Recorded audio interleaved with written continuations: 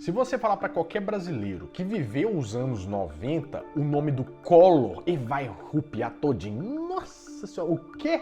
Aquele cara que roubou o dinheiro do pessoal? Teve tanta gente que sofreu tanto com esses planos doidos dele, né? E tem muita gente que não sabe quem foi o Collor, mas o que você precisa saber é que ele foi presidente do Brasil e sofreu um impeachment. E a história dele é muito confusa, muito conturbada. Mas eu tenho uma pergunta para fazer para vocês. Olhando hoje em dia, vocês acham que o impeachment do Collor foi justo ou não? Eu quero que você hoje seja um juiz dessa história que eu vou te contar e que você tire as suas próprias conclusões. No final, a gente conversa.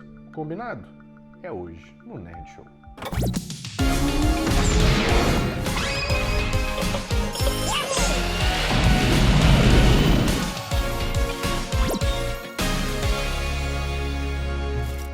Fala, meus queridos amigos, como estão vocês? Vocês estão bom, né? Pra gente começar a entender todo esse caso, essa história que com certeza abalou a história do Brasil, nós temos que ter um contexto de como que o Collor chegou à presidência do Brasil. Porque você olhando hoje parece uma loucura, mas a gente tem que entender como que estava aquela época. Vai fazer total sentido na cabeça de vocês.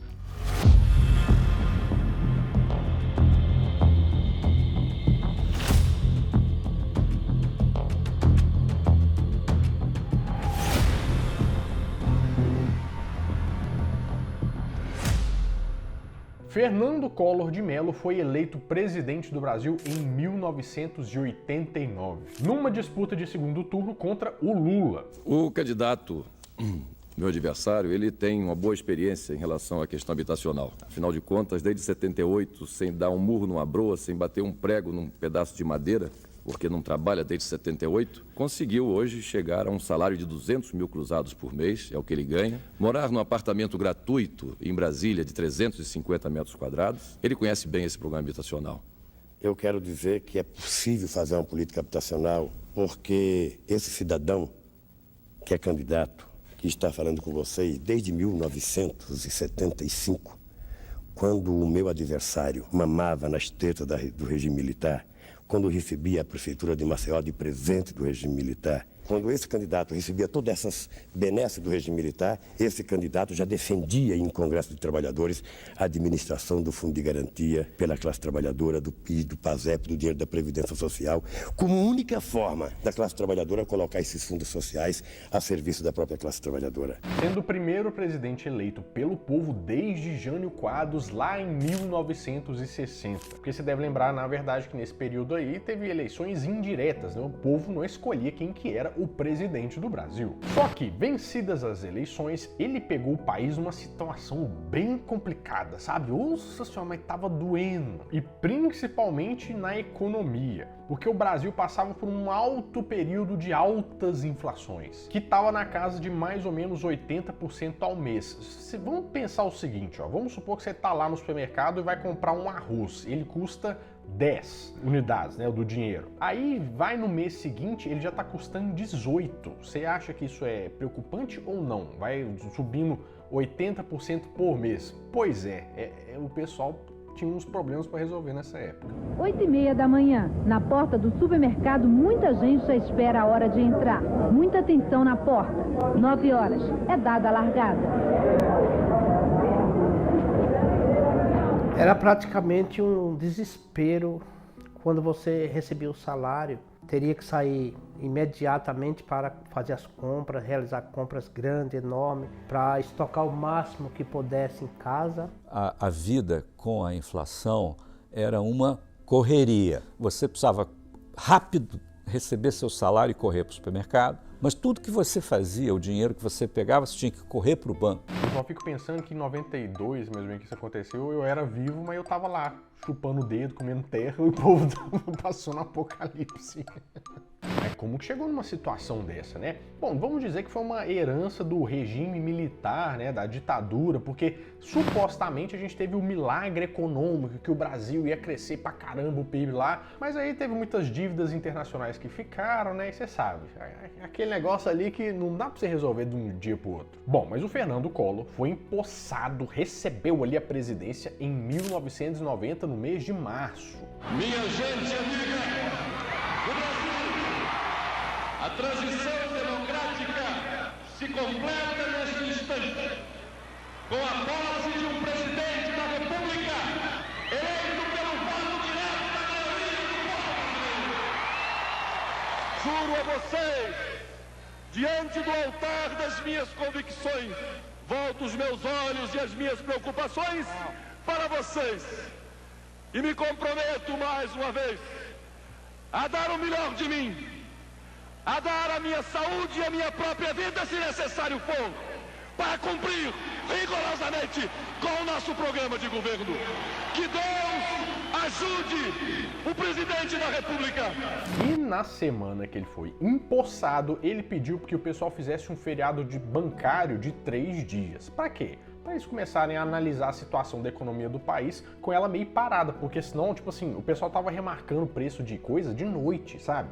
Não é tipo fechou a loja e o preço tava maluco, toda hora tendo que trocar o preço de tudo. E com isso ele queria um tempinho ali para ele poder lançar o novo plano econômico do Brasil, que nessa época aí eles tiveram vários. O pessoal tava meio assim, outro plano econômico que não vai dar em nada. Só nos últimos anos, a partir dali, a gente tinha passado por 5 planos econômicos. O Plano Cruzado de 1986, durante o governo Sarney. Brasileiros e brasileiras,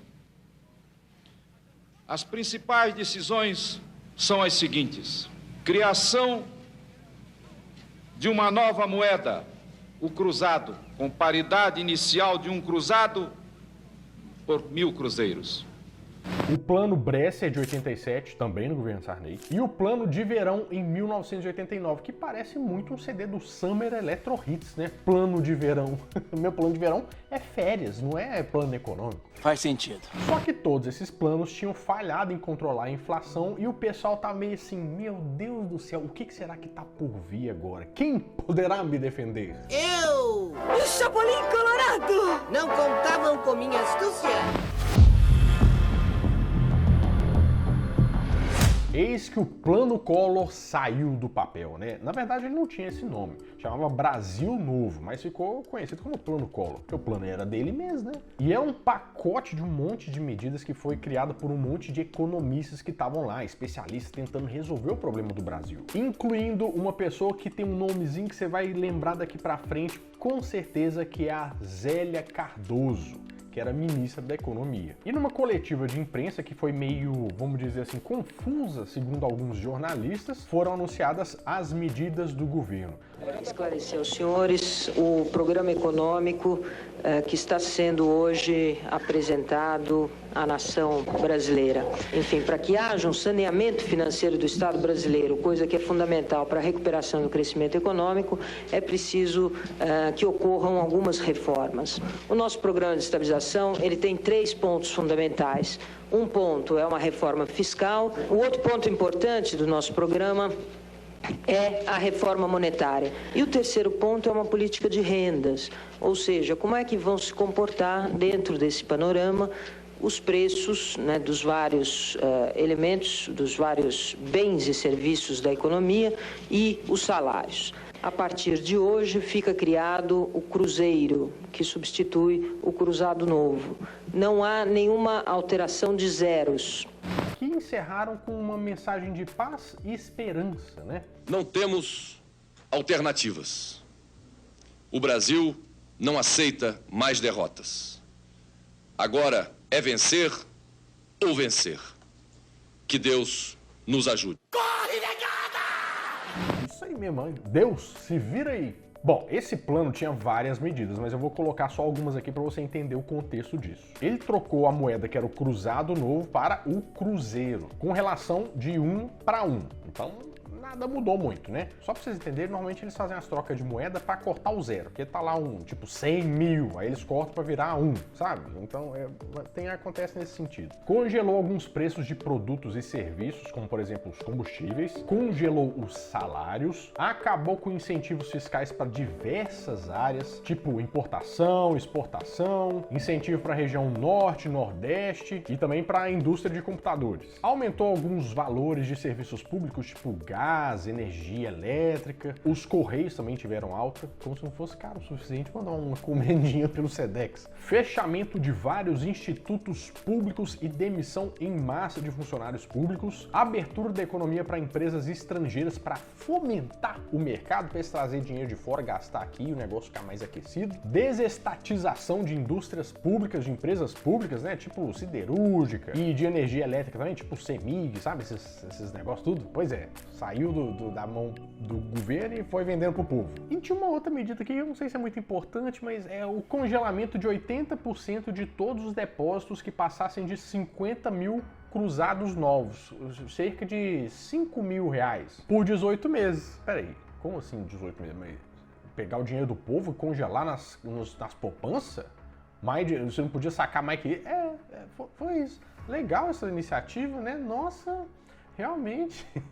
Beleza, né? O pessoal tava lendo a lista das coisas da mudança, mas na hora que falou esse negócio aqui, meu filho, você tá doido. E depois de falar isso, quando foi segunda-feira, o Brasil inteiro tava com filas intermináveis na frente do banco, porque o pessoal tava doido querendo pegar o dinheiro deles para ver que se conseguia pegar o dinheiro, se né, não ficava lá no confisco e tal, porque eles não gostavam muito dessa palavra.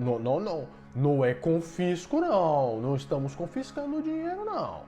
Considerando que a economia está altamente líquida, esses confiscos que o plano está promovendo sobre a poupança privada não vai desestimular novos investimentos, trazendo consequências desastrosas sobre o nível de emprego e o agravamento dos problemas sociais? Vocês pensaram, tiveram preocupação com esse impacto sobre a economia?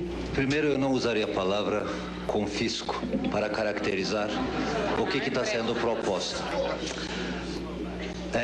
Nada está sendo confiscado. Todos os ativos que um cidadão tem, ele terá, daqui a 18 meses, corrigido monetariamente, acrescido de 6% de juros, que é exatamente regra aplicado ao ativo mais nobre que existe nessa economia, que é a caderneta de poupança. Tá com brincadeira? Tá com brincadeira? Já é uma época que o pessoal começou a colocar dinheiro na poupança, né? Não guardar no colchão, e recebe uma notícia dessa? É difícil. Em Porto Alegre, muita gente esperou pela abertura das agências desde cedo. Ao meio-dia, os bancos abriram e durante toda a tarde, centenas de pessoas esperavam para serem atendidas. Em Salvador, as filas dobravam quarteirões. Os gerentes fizeram reuniões com os funcionários para explicar detalhes do novo plano. Ele diz que todas as minhas contas de poupança estão zeradas. Eu não tenho saldo nenhum nelas. Desapareceu tudo até ser transformado para cruzeiros nas datas dos aniversários. Só que o que aconteceu? Os bancos não tinham dinheiro suficiente para dar dinheiro para todo mundo, mesmo que fosse no limite que eles podiam sacar de até os 5 mil reais, se é que a gente pode dizer assim, porque todo mundo foi lá ao mesmo tempo, o que deixou o pessoal mais desesperado ainda. E todo mundo ficou meio que em choque de uma medida tão desesperada ser tomada pelo governo, assim, porque, que nem eu falei, o negócio estava ruim, mas ninguém achou que ia chegar num extremo desse. Então parece que realmente o Collor queria que Deus ajudasse eles, né, e partiram por tudo ou nada. Mas só pra você entender o que eles pensaram, porque tipo, não pode ser um negócio tão idiota assim, né, deve ter algum fundamento, ó. O que eles faziam?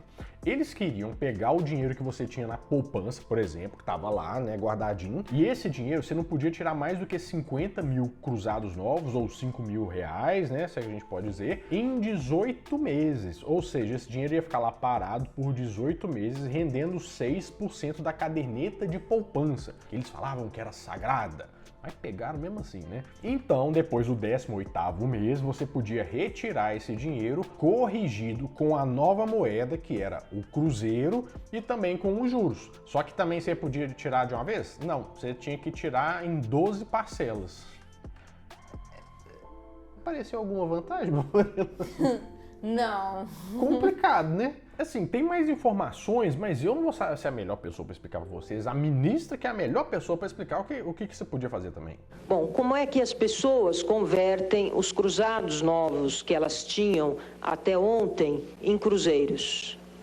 Elas convertem da seguinte maneira: os cruzados novos que estejam depositados no banco, quer sob a forma de depósito à vista, depósito a prazo, caderneta de poupança, são convertidos em cruzeiros ao par até o limite. No caso de de caderneta de poupança e no caso de depósito à vista, de 50 mil. E no caso de overnight e de depósito a prazo, 25 mil ou 20%, o que for maior. Isso significa o seguinte, que quem tinha ontem no depósito à vista 50 mil cruzados, pode ir ao banco segunda-feira e sacar, se quiser, 50 mil cruzeiros. O que excede isso, a parte excedente a esses 50 mil, fica depositada no banco e será convertida em cruzeiros após 18 meses, ao par. E no total, cerca de 100 bilhões de dólares foram confiscados, que representava 30% do PIB do Brasil naquele ano, que foi 1990. A ideia é que o dinheiro que você ganhasse a partir daquele momento que eles pegaram o dinheiro, né, você podia usar normalmente, o seu salário e tal. Mas o seu dinheiro contaminado pela inflação ficava lá guardadinho para ele passar como se fosse por uma quarentena, sabe? Mas diz o pessoal que ficava no seu nome, certinho, mas o que tinha de gente que não tinha mais o dinheiro na conta lá com o nome dele, sabe? Gente, o pessoal passou um apertado nessa época, todo mundo desesperou. Eu me lembro que o Dorival tinha vendido um caminhão e a minha casa para comprar 2 caminhões. Que ele falou, com o dinheiro dos caminhões, eu construo uma casa melhor. Compramos o caminhão por telefone. Mais tarde o carro chegou lá, quase umas 11 horas.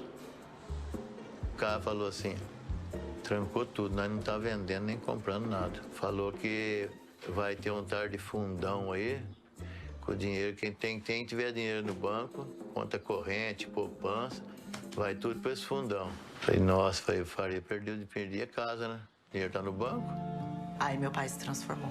Aquela pessoa tranquila, doce, acessível. Ele ficou um homem, um ser humano amargo. Ele não dormia. Ele não comia direito. Pois é, mas o que o povo achou disso? Será que todo mundo concordou? Ninguém teve aquela coisa reacionária, não?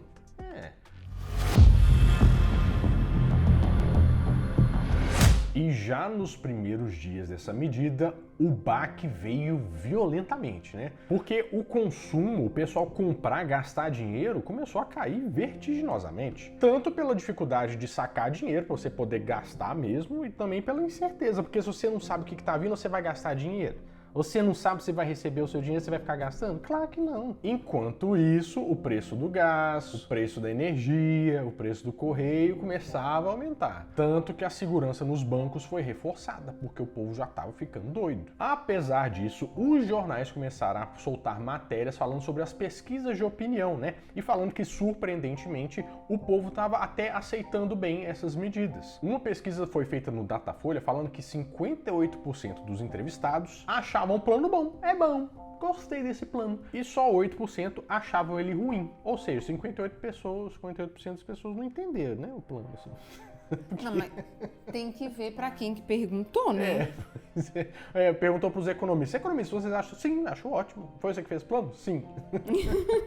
2 meses depois, uma pesquisa do Ibope atestou que 67% achavam o governo do Collor bom, esse menino Collor bom, caçador de marajá, nossa, esse trem de ir contra os ricos é ótimo. A gente conhece essa história, gente. E que 74% do público aprovava o novo plano econômico. Amigo, por favor, o que você está achando das novas medidas econômicas do governo? Excelente, boas medidas. Eu acho que ele pode dar certo. Eu não sei exatamente, não avaliei ainda bastante, mas eu espero que a população brasileira sofrida há tanto tempo possa ter agora um alívio desse sofrimento. O que você está achando do novo plano do governo? Ótimo. Por quê? Acho que está sendo justo, está tirando o pessoal só multiplicando dinheiro. Agora chegou a hora de todo mundo trabalhar.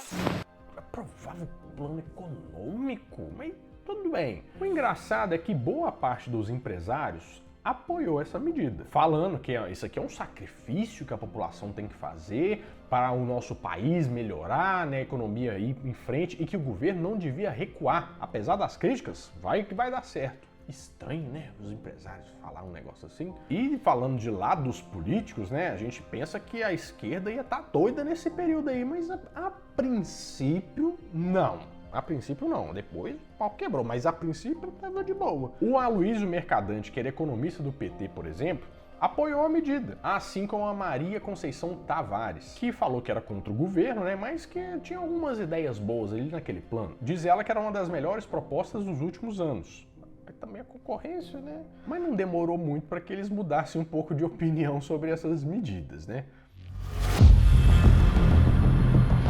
Gente, vai ter um negócio que não tá fazendo sentido na minha cabeça aqui. Por que que os empresários começaram a apoiar o confisco do próprio dinheiro deles? O empresário ele precisa de dinheiro para pagar salário, para pagar um monte de coisa, para...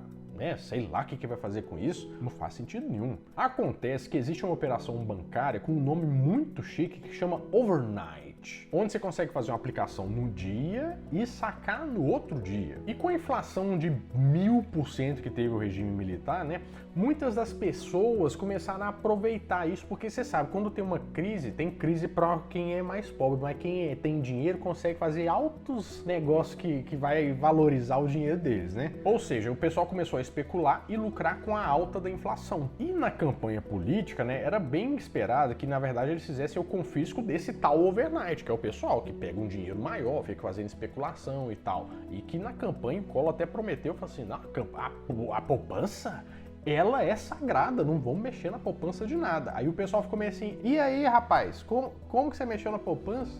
Ser moderno não é fazer como o meu adversário, que não pagaria a dívida interna, que não honraria os rendimentos da sua caderneta de poupança. Ser moderno, minha gente, não é querer tomar o dinheiro que você consegue com sacrifício depositar na sua caderneta de poupança. Ser moderno não é ficar com o dinheiro que é fruto de um trabalho suado e sacrificado, como quer o outro candidato. Ser moderno, minha gente, é respeitar a poupança. A poupança é sagrada. E garantir esse dinheirinho a mais que você consegue juntar e garantir a sua propriedade, por menor que ela seja. Eu ficaria desgostoso se alguém de surpresa mexesse na minha poupança, Gabriela. Ai, Né? eu também. Não pode mexer na minha poupança. Deixa de ser safada. Eu não tô sendo safada. Só que o overnight foi incluído no confisco também, mas ele funcionava de uma forma diferente. Ó, segue o raciocínio. Você podia tirar até 25 mil cruzados novos. Você, ó, é menos do que o que podia lá da poupança? É, mas também podia ser referente a 20% do valor que você tinha lá. Bom, se você é uma pessoa rica, tem um dinheirão lá, 20% disso é bastante dinheiro, né? Então o pessoal que tinha bastante dinheiro conseguia tirar um montante considerável, coisa que não fazia tanta diferença assim para eles. Mas, gente, que plano maluco que nós estamos falando aqui. O povo não falou nada, nada mesmo. Pra você ter uma ideia, não era tido como tão maluco assim, porque ele recebeu até grande apoio político. O PFL, que hoje faz parte do União Brasil, o PDS, o PTB e o PL faziam parte da base do governo ali, então vai que nós estamos te vendo. O PMDB tinha várias ressalvas, mas acabou apoiando também. O PSDB apoiou as medidas e o Fernando Henrique Cardoso, que era senador nessa época aí, falou assim, não, tem umas ideias da hora, taca o pau aí. Presta atenção, não é como se o Collor tivesse tirado da cabeça um plano maluco e ele mesmo estivesse fazendo isso com todo mundo. Ele comentou com o pessoal falou assim, nossa, que boa ideia, vamos fazer sim, vai dar certo e tal. É meio estranho isso, né? Um guardião da moeda nacional. Assim, o economista Ibrahim Eres definiu a sua função na presidência do Banco Central. Logo no início de janeiro, eu fui convidado pelo Ibrahim Eres para ser diretor de normas de mercado financeiro do Banco Central. A principal dúvida foi sobre a continuidade da transferência de titularidade para pagamento. E ele me pediu, no Banco Central, que se eu tinha, de fato, algo que mostrasse a distribuição, como é que se distribuíam as cadernetas de poupança, né? Por faixa de depósito. Nós vamos derrotar a inflação essa vez. Mas não tinha a mínima ideia de para que queria usar isso, né? Enfim, era de fazer um plano, como foi o plano. Mas por que o Collor resolveu congelar o dinheiro? O que isso ajudaria em algum aspecto? É porque é o seguinte, ó, nos planos anteriores tinha um congelamento de preço, alguma mudança aqui e ali, Só que no final das contas a inflação ela diminuía um pouco o ritmo, mas depois quando o pessoal começava a gastar dinheiro, porque o poder de compra deles começava a aumentar, o pessoal falava assim, opa, o pessoal tá gastando, e o preço começava a subir. Ou seja, a inflação não era controlada nunca. A ideia desse plano econômico era, bom, é uma ideia meio de jirico, né? Mas é mais ou menos isso aqui, ó. Vamos fazer o seguinte, ó. Se o pessoal não tá com dinheiro, eles não podem gastar. Aí vai ficar freado a inflação.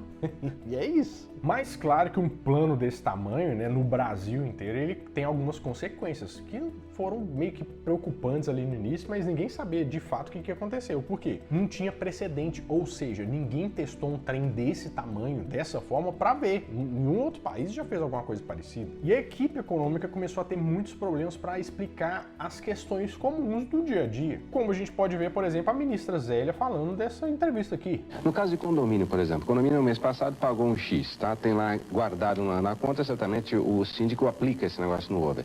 Para pagar funcionário, água, luz, aquela história toda. Como é que faz agora? Não, agora, quer dizer, é isso. Ele vai ter lá um montante de dinheiro do qual apenas uma parte é disponível quando... Não vai chegar, tá faltando dinheiro aí. Bom, o dinheiro que faltar, ele vai ter que postergar pagamentos, ou vai ter que fazer uma linha de empréstimo, enfim, ele vai ter que usar os mecanismos do mercado financeiro para cobrir esse período, entre o período em que ele tem as suas contas a pagar e o período para esperar receber cruzeiros. Então vai ter um período, digamos, entre agora e o próximo recebimento em cruzeiros que ele vai ter que administrar. A ideia dele, gente, era essa. Você não tem dinheiro? Ah, então você compra fiado, faz um empréstimo. Gente, Ah, não, que ideia. Chegou um momento que a Zélia podia conceder uma entrevista pra gente, chegou no estúdio da Globo. Ela chega, sei lá, 5 minutos antes, alguns minutos antes, tava ali meio que na antessala, acho que na sala do diretor da Globo, e fez alguma brincadeira que na época eu achei ela por demais, assim, descontraída e despreocupada com o que ela tinha feito com o país. Eu falei, gente, a ministra da Economia acabou de fazer esse plano e ainda tá achando alguma coisa engraçada. E na entrevista eu comecei a perguntar para ela algumas coisas sobre o que ia acontecer no cotidiano das pessoas e das empresas daí em diante. Como é que o credor vai pagar o carro? O dono do consórcio vai pagar o carro? Isso é uma cadeia que vai se transferindo. E aí a Auto Latina fica com o pó, ministra? Fica com o cruzado que ela não pode mexer? Isso, a Auto Latina fica com o cruzado que ela não pode mexer. E será que a Auto Latina não vai fazer demissões depois disso? Aí que tá, é porque isso daí, evidentemente, que vai ter um ajuste. Agora, foi ficando claro pro telespectador, eles não sabiam o que eles tinham feito, não sabiam o tamanho da gravidade. Quanto vai render a caderneta de poupança em março? Eu já respondi essa pergunta para você. Quanto a correção monetária mais 0,5% de juros, é isso?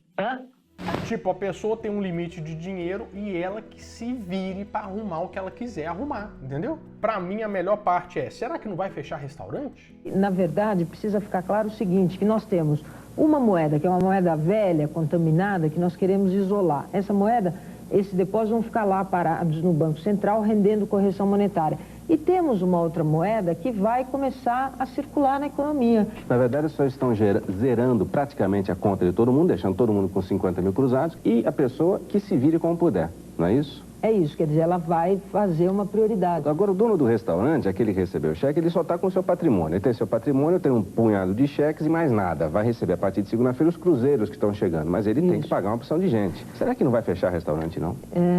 É possível que até feche alguns restaurantes mais caros, é possível que feche. Enquanto isso, o Silvio Santos, que se você viu aquele vídeo sobre a perda de confiança da Globo, que tá aparecendo o card aqui em cima, você sabe que o Silvio Santos também era muito ligado aos governantes, né? Toda hora que o senhor vem pra cá, vamos falar ali no programa e tal. E ele entrevistou a Zélia Cardoso perguntando um dos maiores medos da população: o dinheiro ia voltar? Uma outra pergunta que me fazem é, olha, quando você estiver com a ministra Zélia, pergunte a ela se o nosso dinheiro que está bloqueado, esse dinheiro, ministra Zélia, olha que a senhora está se comprometendo diante de milhões de brasileiros. Esse dinheiro vai ser devolvido mesmo? Vai ser, sem Vai ser devolvido. Vai ser devolvido o dinheiro nosso e o seu também. E o meu também. Porque a senhora também parece que tem dinheiro na poupança. Tem dinheiro retido. Agora, ministra Zélia, vocês querem bater palmas? Podem bater palmas, sem dúvida. Que maldade você teve comigo. Então, o governo meio que pôs aquele plano ali e fala assim, e seja o que Deus quiser, né? Pensando no macro. Mas ele não pensou nos pequenos comerciantes, nos vendedores ambulantes, sabe? No pessoal que realmente não tem o que fazer. Eles ficaram literalmente sem dinheiro para pagar aluguel, para pagar os funcionários, para pagar conta de água, conta de luz. Aí vai quebrando e isso vai ser bom para a economia? Como que eu não entendi? E além dos pequenos comerciantes, tiveram vários casos de pessoas que foram muito atrapalhadas pelo confisco. O pessoal que estava economizando para viagem, para comprar um carro, para comprar isso, aquilo, tava fazendo a poupancinha deles lá, ó, foi-se de arrasta para cima. E talvez a gente que seja mais novo, assim, ou né, não passou por esse período, saiba que vender fiada as pessoas não faziam. Vender fiada, não existe mais vender fiada. Mas, gente, era o único jeito dos comerciantes tentarem fazer o pessoal pagar, porque, tipo assim, eles compravam a coisa e deixavam a pessoa deixar anotado lá para pagar daqui 18 meses, quando ela começasse a receber esse dinheiro. Por isso que a cultura do fiado no Brasil ficou tão forte. Pois é, mas já que o plano estava lá no ar, o que se deu? Quais são os benefícios? Quais as consequências? Então, a inflação caiu de 84% ao mês, que foi a maior até registrada, né, para 3% ao mês. Aí fala assim, ó, beleza, deu tudo certo. Mas em questão de meses já estava batendo 9% ao mês de novo. E em julho já estava 12%. Então eu falei, rapaz, hein, não tá dando muito certo. Em janeiro de 1991, a aprovação do governo já tinha caído para 23%. O desemprego disparou, os salários diminuíram e em fevereiro a inflação já estava mais de 20%. E isso fez com que a Zélia Cardoso lançasse o Plano Collor 2. A missão furada, né? E nele algumas medidas foram 2 pontos. Flexibilizar o congelamento de preços em alguns setores, aumento de alguns impostos, redução de mais subsídios e o adiantamento da liberação do dinheiro, que era 18 meses, falar assim, não, nós vamos dar um bônus pra vocês, vai ser agora 17. Nossa. Mas que beleza, hein, Babarelã? Mudou tudo aí, mudou tudo. Não, o Brasil foi pra frente depois disso aí. Os resultados aparentemente não foram os esperados tanto pelo governo, né, e nem pelo pessoal, os comerciantes. Plano Collor 2. Os supermercados das grandes capitais já começam a enfrentar o problema do desabastecimento. Depois da novela das prateleiras vazias e da falta de muitos produtos nos supermercados em função do congelamento de preços no Plano Cruzado, o brasileiro pode se preparar para ver o mesmo filme outra vez. O Plano Collor 2 congelou tudo de novo. Na linha de refrigerantes, os consumidores já começaram a aumentar os preços para o supermercado. Este aqui é um exemplo. Este refrigerante está sendo vendido a 47 cruzeiros, mas hoje o comprador do supermercado já fez uma nova compra e pagou por cada unidade R$ 51,14. Ou seja, o supermercado está vendendo esse produto com um prejuízo de mais de 4 cruzeiros por garrafa. E sendo assim, o preço vai ter que ser alterado ou o produto vai sumir da prateleira. Agora você vai ter que aumentar o preço do produto. Realmente nós vamos ter que repassar o preço para o consumidor. É bem provável que alguns produtos comecem a faltar das prateleiras então. Bem, provavelmente vai começar a faltar, já está faltando alguma coisa. Eu já estou sentindo que por esses dias nós já vamos começar a ter problema com carne também. Só que acabou que a ministra caiu do cavalo, a Zélia Cardoso. Porque, primeiro de tudo, ela já estava muito desgastada com essa treta toda. O povo não queria nem ver ela pintada de ouro, né? E ela também era casada com o Chico Anísio. E ela dizia que ele estava doido para ir para os Estados Unidos. Mas Chico Anísio não era bobo, né, gente? Claro que... Pra quem vai ficar nesse tormento. E também tinha a pressão dos bancos, dos outros setores, né, para mandar a ministra embora. Então, ninguém estava muito feliz. Eis que em 10 de maio de 1991, ela foi substituída por outro profissional, o economista MMM, Marcílio Marques Moreira. Esse poderia ser o Mr. M, né? Podia ter feito um truque melhor, mas nenhum plano que ele fez lá, o plano Marcílio, gente, que falta de criatividade. Tinha que ser um plano igual ao das Polícia Federal, né? A Operação Branca de Neve. Não deu certo também, não. Bom, mas vamos pensar um negócio aqui, ó. Você tá ouvindo toda essa história que eu tô te falando sobre esse plano maluco aqui do Collor, da Zélia Cardoso e tal. E você sabe que no final das contas, o Collor sofreu um impeachment, que significa que o Collor foi destituído do cargo dele. Ele foi, tipo, expulso de ser o presidente do Brasil. Se você juntar A mais B, você consegue pensar que, claro, o cara detonou o país. É isso que você está pensando, Babarelã? Faz sentido isso que eu falei? Sim. Então é legal a gente pensar que, pelo Collor ter feito esse plano, detonado o país, ele foi expulso da presidência do Brasil. Faz sentido, não faz, Babarelã? Sim. Muito sentido. Uhum. Pois é, mas pra gente entender se foi justo ou não, nós temos que entender uma outra história.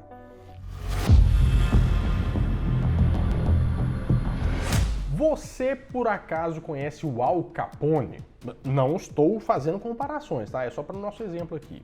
Vocês sabem quem que é? Ele foi um dos criminosos mais famosos entre os anos 20 e 30 lá dos Estados Unidos. A ficha dele, gente, é longa. Ele comandava um grupo que fazia crimes com apostas, jogo de green, né? Prostituição, agiotagem e principalmente tráfico de bebidas alcoólicas durante o período da lei seca lá nos Estados Unidos, porque teoricamente você não podia vender nada de alcoólico, eles faziam, nossa, mas escondiam uns trem debaixo de uns baús e tal e vendiam uma caninha pro pessoal, sabe? Mas claro que ele foi condenado e preso em 1931 por sonegação de impostos.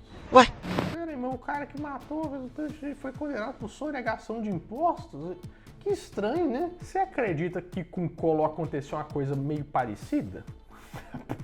Parece até piada, né? Mas tudo bem. Ele nunca foi indiciado por nada que tenha a ver com esse plano econômico. Nada, nenhuma virgulinha. O que acontece? Em 1992, o irmão dele, o Pedro Collor, teve uma entrevista lá para a revista Veja que ele botou a boca no trombone. E de quê? Falando do negócio do dinheiro?